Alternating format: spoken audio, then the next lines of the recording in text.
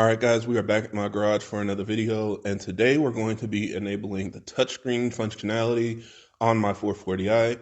This is something that I actually hadn't heard about in the past, so I guess I've just been under a rock, but I've done a bunch of coding changes to my cars, and this is something that I just recently found out about, and it's really cool because on a lot of our cars, all of the hardware and everything for the touchscreen capability is already there.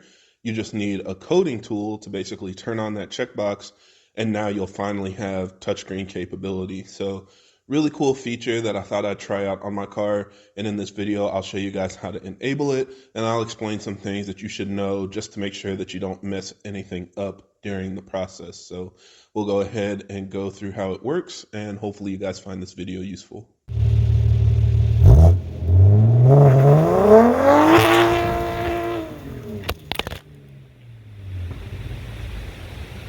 Now, as always, for everybody that's new to the channel, I create these videos to help keep you updated on the latest developments in our community, as well as discuss technical topics so that we have a better understanding of how our engines work. So if you're interested in more videos like that, be sure to subscribe because there will be a lot more coming out in the future. Now, you only need two things in order to enable this feature on your car. The first thing is coding software. As you guys know, I'm partnered with Bimmercode, so that's the tool that I'm going to be using. It's a really awesome app that you can find available in the Play Store for Android or the Apple Store if you have an iPhone, and you can basically do all of these coding changes from your phone. You don't need any cables or wires. You don't need a computer. You just need the app on your phone. So I'll have a link to their information down in the description in case you guys are interested in going that route. And then you also need an OBD adapter. And in this video, again, I'm going to be using the MHD Universal adapter. I like it because it works with all of my cars, all of my software. It can tune your car, it can run diagnostics on your car, and of course, work with the Bimmercode app. So again, I'll have a link down in the description in case you guys are interested in buying that as well. So once you have the app and you have the OBD adapter, we're basically going to plug it into the car and connect to your phone. So when you open up the Bimmercode app, you just hit connect.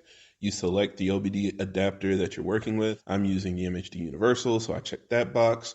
And then it makes you select which car you're modifying. So in my case, I have a 4 Series. Now, once it connects to the car, it'll show you all of the different options that you have for coding.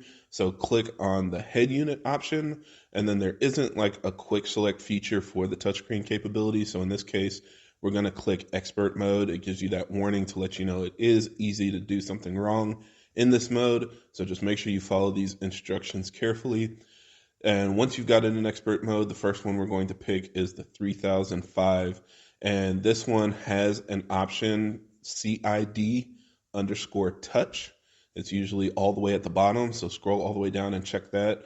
On my car, it was actually already showing active, but if your car is showing not active, then you need to flip it to active because this one does need to be enabled for your touchscreen capability to work. Then if you go back, we're going to also scroll down to another option, 300B, and then you're going to scroll down to CID_HMI_touch. And when you select that option, again, you're going to need to change that to active. Now with both of these options active, you'll go back to the main screen and hit code and let it go through its process. It's going to restart your iDrive screen, and then that's all you really need to do in order to enable the touchscreen capability. So you can see on my car, originally, the touchscreen wasn't working at all. No matter what I touched on the screen, it did nothing. It's never worked as long as I've had this car from the factory. But after enabling it, you can see that now touchscreen works. It responds to my finger gestures. I can slide the screen back and forth, and I can even select the little option in the top left corner, and that allows me to rearrange the tiles. So yeah, it's really as simple as that. Now, there are a couple things that you guys should be aware of before trying this. First of all, is this does not work on all BMWs. It doesn't even work on all F-Series cars. My understanding is you need either iDrive 5 or iDrive 6 in order for this to work. So if you have iDrive 4, this isn't like dead set, but typically these are cars built in either 2015 or 2016 model year, and your iDrive will look like this. If you have iDrive 5, these are typically cars built in the 2017 model year, and your iDrive will look like this. And then if you have iDrive 6, these are typically cars made after 2018, and your iDrive will look like this. So again, the model years aren't a complete, cutoff. They roll out these updates pretty frequently, and it varies for different models of cars. So looking at how your iDrive looks is the easiest way to tell which version of the iDrive that you have. But like I said, I've heard a lot of times that the iDrive 4 doesn't work with this coding change.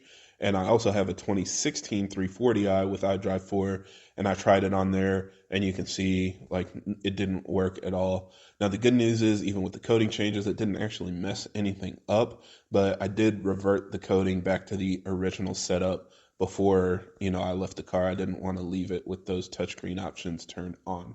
But yeah, either way, I think it's a pretty cool feature to have. I don't think I'll use it that much just because I don't want fingerprints all over the screen. And I've had the car for over 6 years now, so I've already gotten used to using the iDrive controller.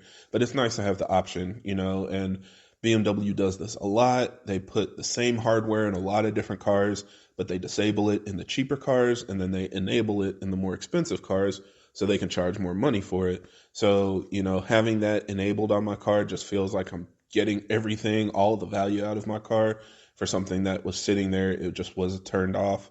And no, this isn't a subscription service or anything like that. After you check that box, it'll work as long as you have the car.